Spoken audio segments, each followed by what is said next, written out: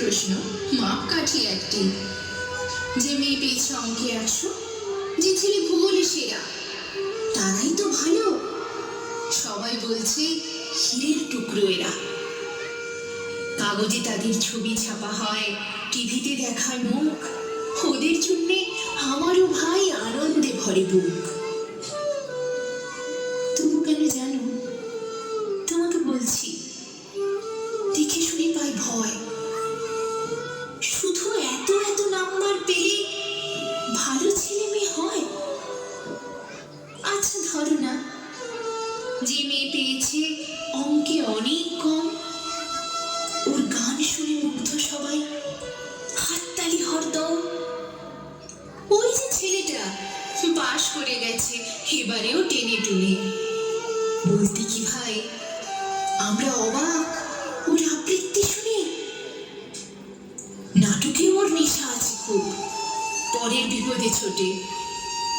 পাড়ার তিন্নি বাংলায় নাকি 30 পেয়েছে মোটে। কিন্তু মেয়েটি খেলাধুলাতে 10 খানা গায়ে নামে। সত্যি বলো তো, তুমিও বলবে ওরা নয় কেউ দামি? চাই যে অনেক ইঞ্জিনিয়ার, চাই আরো ডাক্তার, পাশাপাশি চাই শিল্পী, খেলুড়ে, স্নেহময়ী সিস্টার। কম নম্বর পাওয়া ছেলেটাই কারিগর বলে আজ দেশটা গড়তে ওর হাতে দেখো কত দরকারি কাজ।